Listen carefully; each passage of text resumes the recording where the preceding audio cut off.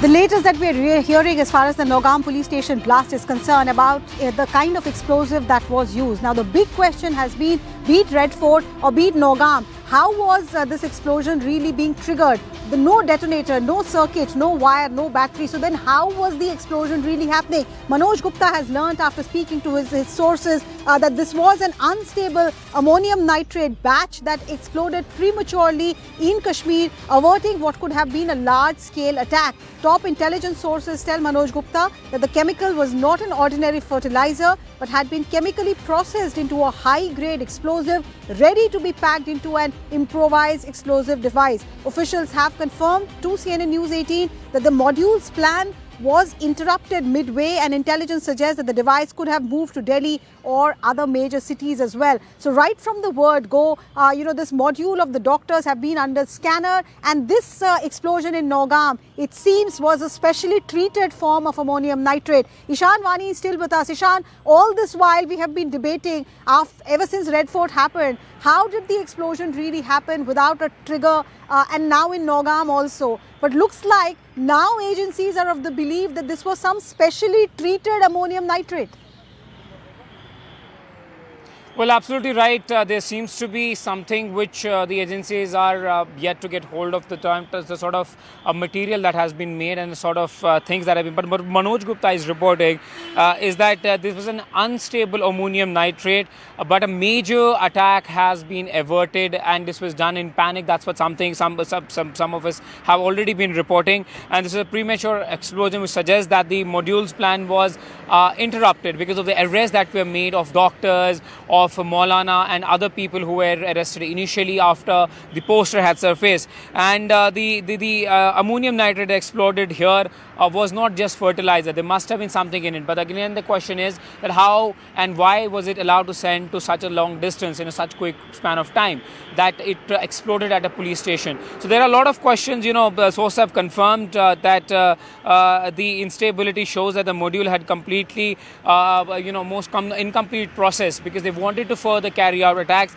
and they wanted to ensure that they are able to trigger more such attacks, in the coming days. The fact that it detonated on its own before FSL sampling proves its explosive potency, the sort of explosive that it is. That's why there need to be further investigation. But we really need to dig deep into what the police has to say about it, what the MHA has to say about it, how is it going to be, how is it going to happen, how is it going to impact the security apparatus in Kashmir Valley. Something like this, if what it looks like, will definitely alter the security scenario in Jammu and Kashmir, particularly towards ammonium nitrate, how it is looked at. Already it has triggered a reaction where fertilizer people who are selling fertilizers are being registered, they are checked. The spare part owners of cars are being checked.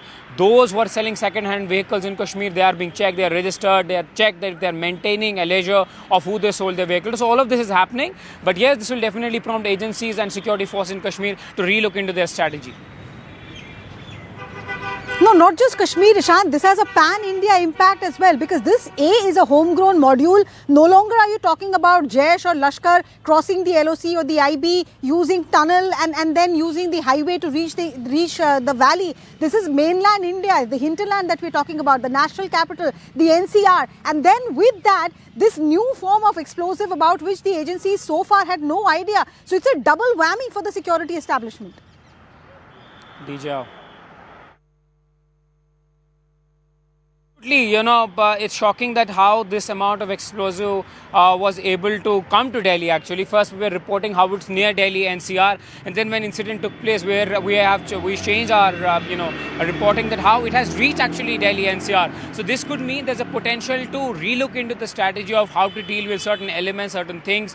And if you recall, when Pulwama happened, there are a lot of things were pointed at online purchasing of certain items, which could trigger such kind of attacks. But now, how does the India deal with with it? How does the country like India, which is sensitive to such attacks and where such attacks can happen, that how do they stop and prevent such attack is something where the success of all the agencies will come in. How they are able to tap in to the entire module functioning, be it the future any plans if they have, and preventive will be something where all the eyes will be on, that how they are able to preempt those attacks and they are able to destroy them.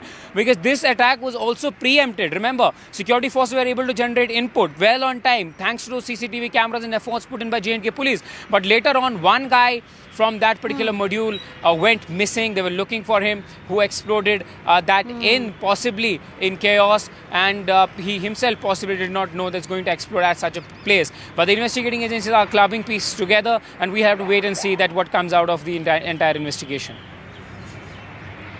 It definitely is a very, very challenging time for India's intelligence and security grid. Ishan, thank you so much for joining us. We will keep our focus on that story. Like Ishan was telling us, there's a briefing expected from the Jammu and Kashmir DGP on what has happened at Nowgam Police Station. A briefing is also expected at the Ministry of Home Affairs.